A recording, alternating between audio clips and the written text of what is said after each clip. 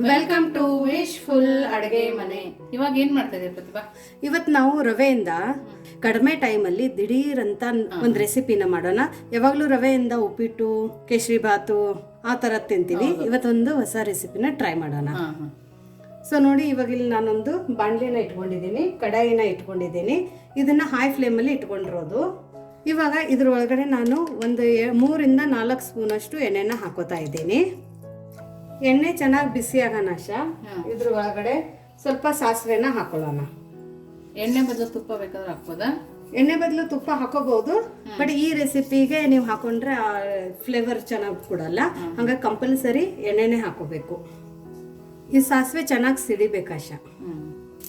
ನೋಡಿ, ಇಲ್ಲಿ ಸಾಸಿವೆ ಸಿಡಿತಾ ಇರಬೇಕಾದ್ರೆ ಇಲ್ಲಿ ನಾನು ಕಡಲೆಬೇಳೆನ ತಗೊಂಡಿದ್ದೀನಿ. ಒಂದು 1/4 ಕಪ್ ಆಗುವಷ್ಟು ಕಡಲೆಬೇಳೆ ಇದೆ. ಒಂದು ಹಿಡಿ ಆಗುತ್ತೆ ಅಷ್ಟೇ. ಸೊ ಅದ್ರ ಜೊತೆ ಹಸಿ ಮೆಣಸಿನ್ಕಾಯಿನ ಕಟ್ ಮಾಡಿ ಹಾಕೋತಾ ಇದ್ದೀನಿ. ಸ್ವಲ್ಪ ಕರಿಬೇವನ್ನ ಹಾಕೊಳ್ಳೋಣ. ಇಷ್ಟನ್ನೂ ಒಂದು ಸ್ವಲ್ಪ ಕೆಂಪುದಾಗ ಆಗೋ ತನಕ ಹುರ್ಕೊಳ್ಳೋಣ ಆಶಾ. ಇಲ್ಲಾಂದ್ರೆ ಬಾಯಿಯಲ್ಲಿ ಹಸಿ ಹಸಿ ಫ್ಲೇವರ್ ಕೊಡುತ್ತೆ. ನೋಡಿ, ಕಡಲೆಬೇಳೆ, ಹಸಿ ಮೆಣಸಿನಕಾಯಿ, ಕರಿಬೇವಿನ ಸೊಪ್ಪು 3 ಕೂಡ ಚೆನ್ನಾಗಿ ಫ್ರೈ ಆಗಬೇಕು. ಹೌದು. ಸೊ ಇದನ್ನ ಫ್ರೈ ಮಾಡ್ಕೊಂಡು ಬರೋಣ. ನೋಡಿ, ಇದು ಕಡಲೆಬೇಳೆ ಚೆನ್ನಾಗಿ ಕೆಂಪಾಗಿದೆ. ಇವಾಗ ನಾವು ಇದ್ರ ಒಳಗಡೆ 2 ಕಪ್ ಅಷ್ಟು ರವೆನ ಹಾಕೊಳ್ಳೋಣ.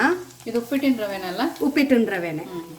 ಸೊ ಇವಾಗ ಈ ಉಪ್ಪಿಟ್ಟಿನ ರವೆನು ನೀವು ನಾರ್ಮಲ್ ಆಗಿ ಉಪ್ಪಿಟ್ಟು ಮಾಡ್ಕೋಬೇಕಾದ್ರೆ ರವೆನ ಹುರ್ಕೋತಿರಲ್ಲ ಕೆಂಪದಾಗಿ, ಆ ತರ ಹುರ್ಕೋಬೇಕು ಇದನ್ನ. ಸೊ ಅವಾಗ ಏನಾಗುತ್ತೆ, ಮೃದುವಾಗಿ ಸಾಫ್ಟ್ ಆಗಿ ನಮ್ದು ಈ ರೆಸಿಪಿ ಬರುತ್ತೆ. ನೋಡಿ, ಎಷ್ಟು ಚೆನ್ನಾಗಿ ಕೆಂಪು ಹುರ್ಕೊಂಡಿದ್ದಾರೆ. ಇದನ್ನ ಗಮ್ ಅಂತ ವಾಸನೆ ಬರ್ತಾ ಇದೆ ರವೆ ಹುರಿದಿರೋದು. ಇವಾಗ ನಾನು ಸ್ಟವ್ನ ಆಫ್ ಮಾಡ್ಕೊಂಡಿದ್ದೀನಿ. ಸೊ ನೋಡಿ, ಇದನ್ನ ಇವಾಗ ಚೆನ್ನಾಗಿ ಹುರಿದಿದೆ. ನೋಡಿ, ಇವಾಗ ತಣ್ಣಗಾಗಿ ಇಟ್ಕೊಳ್ಳೋಣ. ತಣ್ಣಗಾಗೋ ಅಷ್ಟರೊಳಗೆ ಇದ್ರ ಜೊತೆ ತಿನ್ನೋದಕ್ಕೆ ಒಂದು ಚಟ್ನಿನ ಮಾಡ್ಕೊಳ್ಳೋಣ. ಯಾವ್ದು ಚಟ್ನಿ ಪ್ರತಿಭಾ? ಕಡಲೆ ಬೀಜದ ಚಟ್ನಿ ಮಾಡ್ಕೊಳ್ಳೋಣ. ನೋಡಿ, ಅದನ್ನ ರೆಡಿ ಮಾಡ್ಕೊಳ್ಳೋಣ. ನೋಡಿ, ಇವಾಗ ಚಟ್ನಿಗೆ ಇಲ್ಲಿ ಮಿಕ್ಸಿ ಜಾರ್ ತಗೊಂಡಿರೋದು, ಅದ್ರ ಒಳಗಡೆ ಹುರಿದಿರೋದು ಕಡಲೆ ಬೀಜನ ನಾನು ಹಾಕೋತಾ ಇದ್ದೀನಿ. ಒಂದು ಬೌಲ್ ಅಷ್ಟಿದೆ. ನೋಡಿ, ಒಂದು ಬೌಲ್ ಅಷ್ಟು ಹುರಿಗಡಲೆನ ಹಾಕೊಳ್ತಾ ಇದ್ದೀವಿ. ಇವಾಗ ಇದಕ್ಕೆ ಶುಂಠಿ ಹಾಕೊಳ್ಳೋಣ, ಹಸಿಮೆಣಸಿನ್ಕಾಯಿನ ಹಾಕೊಳ್ಳೋಣ. ನೋಡಿ, ಇನ್ಸ್ಟೆಂಟ್ ಆಗಿ ಬೇಗ ಮಾಡ್ಕೋಬೋದು ನಾವು. ಕರಿಬೇವು ಹಾಕೊಳ್ಳೋಣ. ಆಮೇಲೆ ಒಂದು ಸ್ವಲ್ಪ ಕೊತ್ತಂಬರಿ ಸೊಪ್ಪನ್ನು ಹಾಕೊಳ್ಳೋಣ. ರುಚಿ ನೋಡಿ ಉಪ್ಪನ್ನು ಹಾಕೊಳ್ಳಿ. ಸ್ವಲ್ಪ ಸಕ್ಕರೆನ ಹಾಕೊಳ್ಳೋಣ. ಇವಾಗ ಇದಕ್ಕೆ ನಾವು 1 ಸ್ಪೂನ್ ಅಷ್ಟು ಮೊಸರನ್ನ ಹಾಕೊಳ್ಳೋಣ. ತುಂಬ ಡಿಫ್ರೆಂಟ್ ಚಟ್ನಿ ಇದೆ, ಇನ್ಸ್ಟೆಂಟ್ ಆಗಿ ಆಗುತ್ತೆ ಮತ್ತು ತಿನ್ನೋಕೆ ಮಾತ್ರ ತುಂಬ ಸಖತ್ತಾಗಿ ಟೇಸ್ಟ್ ಕೊಡುತ್ತೆ.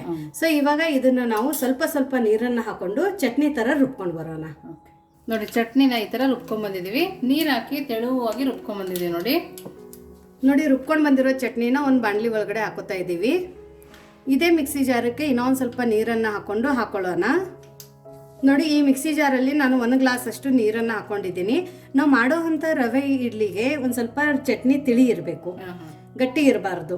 ಹಾಗಾಗಿ ನಾನು ಇಲ್ಲಿ ತಿಳಿ ಚಟ್ನಿನ ಮಾಡ್ಕೋತಾ ಇದ್ದೀನಿ. ಇದನ್ನೆಲ್ಲ ಮಿಕ್ಸ್ ಮಾಡೋಣ. ನೋಡಿ, ಚಟ್ನಿ ಇಷ್ಟು ತಿಳಿಯಾಗಿದೆ. ಇನ್ನೂ ಬೇಕಂದ್ರೆ ನೀವು ಇನ್ನೊಂದು ಅರ್ಧ ಗ್ಲಾಸ್ ಅಷ್ಟು ನೀರನ್ನು ಹಾಕೋಬಹುದು. ತುಂಬ ತೆಳುವಿದ್ರೆ ತುಂಬ ಚೆನ್ನಾಗಿರುತ್ತೆ. ಇವಾಗ ಇದಕ್ಕೆ ನಾನು ಒಗ್ಗರಣೆನ ಮಾಡ್ಕೊಂಡಿದ್ದೀನಿ. ಎಣ್ಣೆ, ಜೀರಿಗೆ, ಸಾಸಿವೆ, ಒಣಮೆಣಸಿನ್ಕಾಯಿ, ಹಿಂಗು ಮತ್ತು ಕರಿಬೇವು ಹಾಕೊಂಡು ಒಗ್ಗರಣೆನ ಮಾಡ್ಕೊಂಡಿದ್ದೀನಿ. ಸೊ ಬಿಸಿ ಒಗ್ಗರಣೆನ ನಾವು ಇದ್ರ ಒಳಗಡೆ ಹಾಕೋತಾ ಇರೋದು. ಇದನ್ನೆಲ್ಲ ನಾವು ನೀಟಾಗಿ ಮಿಕ್ಸ್ ಮಾಡ್ಕೊಳ್ಳೋಣ. ಸೊ ನೋಡಿ, ಚಟ್ನಿ ಎಷ್ಟು ಚೆನ್ನಾಗಾಗಿದೆ ಅಂತ. ಸೊ ಈ ಥರ ಇವಾಗ ಚಟ್ನಿ ರೆಡಿ ಆಗಿದೆ. ಅಲ್ಲಿ ರವೆನೂ ಕೋಲ್ಡ್ ಆಗಿದೆ ತಣ್ಣಗಾಗಿದೆ. ಇವಾಗ ರವೆ ಇಡ್ಲಿಗೆ ಅದ್ರ ಒಳಗಡೆ ಯಾವ್ಯಾವ ಇಂಗ್ರೀಡಿಯೆಂಟ್ಸ್ನ ಹಾಕಿ ರವೆ ಇಡ್ಲಿನ ಮಾಡೋದು ಅಂತ ನೋಡೋಣ. ಸೊ ನೋಡಿ, ಇದು ರವೆ ಚೆನ್ನಾಗಿ ಕೋಲ್ಡ್ ಆಗಿದೆ. ಇವಾಗ ರೂಮ್ ಟೆಂಪ್ರೇಚರ್ಗೆ ಈ ಥರ ರವೆನ ಹುರ್ಕೊಂಡು ಕಂಪ್ಲೀಟಾಗಿ ಇವಾಗ ಕೋಲ್ಡ್ ಆದ ನಂತರ ಏರ್ ಟೈಟ್ ಕಂಟೈನರಲ್ಲಿ ಹಾಕೊಂಡು ನಮ್ಗೆ ಯಾವಾಗ ಬೇಕು ಅವಾಗ ನಾವು ಮುಂದಿನ ಇಂಗ್ರೀಡಿಯೆಂಟ್ಸ್ ಅಂದ್ರೆ ಮೊಸರೆಲ್ಲ ಹಾಕೊಂಡು ಅವಾಗ ಮಿಕ್ಸ್ ಮಾಡಿ ದಿಢೀರ್ ಅಂತ ಮಾಡ್ಕೋಬಹುದು. ಮತ್ತೆ ಇದು ರವೆ ಇಡ್ಲಿ ಪ್ರೀಮಿಕ್ಸ್ ಇದೆ. ಪ್ರೀಮಿಕ್ಸ್ ಇದೇ ಥರ ಮಾಡ್ತಾರೆ. ಒಂದ್ಸರ್ತಿ ನೀವು ಈ ಥರ ಪ್ರೀಮಿಕ್ಸ್ ಅನ್ನ ಮಾಡ್ಕೊಳ್ಳಿ. ಆಮೇಲೆ ಯಾವಾಗ ಬೇಕು ಅವಾಗ ಇಡ್ಲಿನ ಮಾಡ್ಕೊತೀನಿ. ಇದು ಆಲ್ಮೋಸ್ಟ್ ನಿಮಗೆ 1 ಮಂತ್ ತನಕನೂ ಏನೂ ಆಗಲ್ಲ. ಚೆನ್ನಾಗಿ ಫ್ರೈ ಮಾಡಿರೋದ್ರಿಂದ 1 ಮಂತ್ ತನಕನೂ ಇರುತ್ತೆ. ಸೊ ಇವಾಗ ನಾವು ರುಚಿ ನೋಡಿಕೊಂಡು ಉಪ್ಪನ್ನು ಹಾಕೊಳ್ಳೋಣ. ಸ್ವಲ್ಪ ಕೊತ್ತಂಬರಿ ಸೊಪ್ಪನ್ನು ಹಾಕೊಳ್ಳೋಣ. ಕೊತ್ತಂಬರಿ ಸೊಪ್ಪು ಈ ರೆಸಿಪಿಗೆ ಸ್ವಲ್ಪ ಜಾಸ್ತಿನೇ ಹಾಕೊಳ್ಳಿ, ತುಂಬ ಚೆನ್ನಾಗಿ ಟೇಸ್ಟು ಮತ್ತು ಫ್ಲೇವರ್ ಕೊಡುತ್ತೆ. ಇದಕ್ಕೆ ನಾವು ಕ್ಯಾರೆಟ್ ಕೂಡ ಹಾಕೋಬಹುದಾ? ಹೌದು, ತುರಿದಿರೋದು ಕ್ಯಾರೆಟ್ ಹಾಕೋಬಹುದು. ಕ್ಯಾಶ್ಯೂ ನಟ್ ನೀವು ಹುರಿಬೇಕಾದ್ರೆ ಕಾಜುನ ಹಾಕೋಬಹುದು. ಸೊ ನೋಡಿ, ಇಲ್ಲಿ ನಾನು ಹುಳಿ ಮೊಸರು 2 ಕಪ್ ಅಷ್ಟು ತಗೊಂಡಿರೋದು. 2 ಕಪ್ ರವೆಗೆ 2 ಕಪ್ ಅಷ್ಟು ಮೊಸರು ತಗೋಬೇಕು. ಹುಳಿ ಮೊಸರು ಇದ್ರೆ ಇನ್ನೂ ರೆಸಿಪಿ ತುಂಬಾ ಚೆನ್ನಾಗಿ ಬರುತ್ತೆ. ಇದೆಲ್ಲನೂ ನಾವು ನೀಟಾಗಿ ಮಿಕ್ಸ್ ಮಾಡ್ಕೊಳ್ಳೋಣ. ನೋಡಿ ಇವಾಗ ಈ ಥರ ಕಲಿಸ್ಕೊಂಡಿದ್ದೀವಿ. ಸೊ ನೋಡಿ ಇವಾಗ 2 ಕಪ್ ಮೊಸರಲ್ಲಿ ಇದು ಕರೆಕ್ಟಾಗಿ ಮಿಕ್ಸ್ ಆಗಿದೆ. ಸೊ ಇದಕ್ಕೆ ಇದು ಗಟ್ಟಿ ಇದೆ, ಇದು ಬ್ಯಾಟರ್ ಗಟ್ಟಿ ಇದ್ರೆ ಇಡ್ಲಿನೂ ಗಟ್ಟಿ ಬರುತ್ತೆ. ಒಂದು ಸ್ವಲ್ಪ ನೀರನ್ನು ಹಾಕೊಳ್ಳೋಣ. ಮೊಸರು ಬಾಂಡ್ಲಿಗೆ ನಾನು ಸ್ವಲ್ಪ ನೀರನ್ನು ಹಾಕೊಂಡು ಹಾಕೋತಾ ಇದ್ದೀನಿ. ಬಟ್ ಇಷ್ಟೇ ನೀರು ಸಾಕಾಗಲ್ಲ, ನಾವು ಇನ್ನೊಂದು ಸ್ವಲ್ಪ ನೀರನ್ನು ಹಾಕೊಳ್ಳೋಣ. ಫಸ್ಟ್ ಇದನ್ನು ಬೀಟ್ ಮಾಡಿ ಸ್ವಲ್ಪ ಸ್ವಲ್ಪ ನೀರನ್ನು ಹಾಕೊಂಡು ನಾವು ಇಡ್ಲಿ ಬ್ಯಾಟರ್ ಥರ ಮಾಡ್ಕೊಳ್ಳೋಣ. ಸೊ ನೋಡಿ ಇದು ಕರೆಕ್ಟಾಗಿ ಇವಾಗ ಮಿಕ್ಸ್ ಆಗಿದೆ.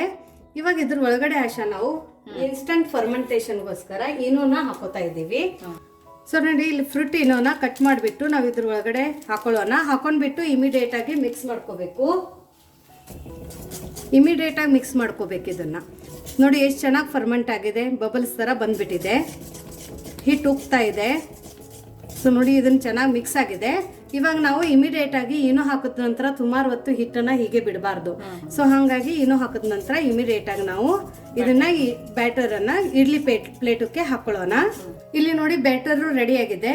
ಇಲ್ಲಿ ನಾನು ಇಡ್ಲಿ ಪಾತ್ರೆಯಲ್ಲಿ ಸ್ವಲ್ಪ ನೀರನ್ನು ಹಾಕೊಂಡು ಈ ನೀರನ್ನು ಬಿಸಿ ಮಾಡೋಕೆ ಇಟ್ಕೊಂಡಿದ್ದೆ. ಯಾಕಂದರೆ ಕೋಲ್ಡ್ ನೀರಲ್ಲಿ ಯಾವತ್ತು ಇಡ್ಲಿನ ಹಚ್ಚಬಾರ್ದು, ಇಲ್ಲಾಂದ್ರೆ ಇಡ್ಲಿ ಗಟ್ಟಿ ಬರುತ್ತೆ. ಸೊ ಫಸ್ಟ್ ನೀರನ್ನು ಇನ್ನೊಂದು ಸ್ವಲ್ಪ ಬಿಸಿ ಆಗೋ ತನಕ ವೇಟ್ ಮಾಡೋಣ. ನೋಡಿ ಇವಾಗ ನೀರು ಚೆನ್ನಾಗಿ ಕಾಯ್ದಿದೆ. ಇಲ್ಲಿ ಇಡ್ಲಿ ಪ್ಲೇಟಕ್ಕೆ ಒಂದು ಸ್ವಲ್ಪ ಎಣ್ಣೆನ ಒರೆಸ್ಕೊಂಡಿರೋದು. ಸೊ ಇವಾಗ ಇಮಿಡಿಯೇಟಾಗಿ ನಾವು ಮಾಡ್ಕೊಂಡಿರೋಂಥ ರವೆ ಇಡ್ಲಿ ಬ್ಯಾಟರನ್ನು ಹಾಕೊಳ್ಳೋಣ. ಸೊ ನೋಡಿ ಈ ಥರ 2 ಕಪ್ ರವೆಯಿಂದ 21 ಇಡ್ಲಿ ಆಗಿದೆ ನಮ್ಮದು. ಸೊ ಇವಾಗ ಇದನ್ನು ಮುಚ್ಚಿಬಿಟ್ಟು ಆಶಾ ಹೈ ಟು ಮೀಡಿಯಂ ಫ್ಲೇಮಲ್ಲಿ ಒಂದು 10 ರಿಂದ 12 ನಿಮಿಷ ಇದನ್ನು ಇಡ್ಲಿನ ಸ್ಟೀಮ್ ಮಾಡ್ಕೊಳ್ಳೋಣ. ನೋಡಿ ಇವಾಗ 13 ನಿಮಿಷ ಆಗಿದೆ. ನಾನು ಸ್ಟೋವ್ನ ಆಫ್ ಮಾಡ್ತಾ ಇದ್ದೀನಿ. ಇವಾಗ ತೆಗೆದ್ಬಿಟ್ಟು ನೋಡೋಣ.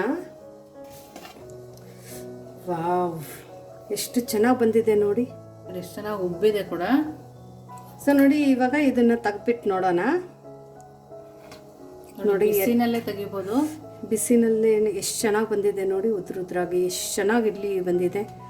ಇನ್ನೊಂದು ತೆಗೆದ್ಬಿಟ್ಟು ನೋಡೋಣ. ನೋಡಿ ಎಷ್ಟು ಚೆನ್ನಾಗಿ ಬಂದಿದೆ. ಇದನ್ನ ಚಟ್ನಿ ಜೊತೆ ಸರ್ವ್ ಮಾಡೋಣ ಆಶಾ. ಸೊ ನೋಡಿ ಇದ್ರ ಮೇಲೆ ಇನ್ನೊಂದು ಸ್ವಲ್ಪ ಚಟ್ನಿನ ಹಾಕೊಳ್ಳೋಣ. ಎಷ್ಟು ಚೆನ್ನಾಗಿರುತ್ತೆ ನೋಡಿ. ನೋಡಿ ನೋಡೋಕೆ ಕೂಡ ಎಷ್ಟು ಚೆನ್ನಾಗಿದೆ, ತುಂಬಾನೇ ಟೇಸ್ಟಿಯಾಗಿರುತ್ತೆ. ಇಡ್ಲಿ ಅಂದರೆ ಎಲ್ಲರೂ ಇಷ್ಟಪಡ್ತಾರೆ. ಸೊ ಇದನ್ನ ನಾವು ಈ ಥರ ಬಿಸಿ ಬಿಸಿಯಾಗಿ ರವೆ ಇಡ್ಲಿನ ಎಂಜಾಯ್ ಮಾಡೋಣ. ನಿಮಗೆ ಈ ರೆಸಿಪಿ ಹೇಗೆ ಅನ್ನಿಸ್ತು ಅಂತ ಕಮೆಂಟ್ ಮೂಲಕ ತಿಳಿಸೋದನ್ನು ಮರಿಬೇಡಿ. ಸೊ ಈ ರೆಸಿಪಿ ನಿಮಗೆ ಇಷ್ಟ ಆಗಿದ್ರೆ ಲೈಕ್ ಮಾಡಿ, ಶೇರ್ ಮಾಡಿ, ಸಬ್ಸ್ಕ್ರೈಬ್ ಮಾಡೋದನ್ನು ಮರಿಬೇಡಿ. ವಿಶ್ ಫುಲ್ ಅಡುಗೆ ಮನೆಗೆ. Thank you.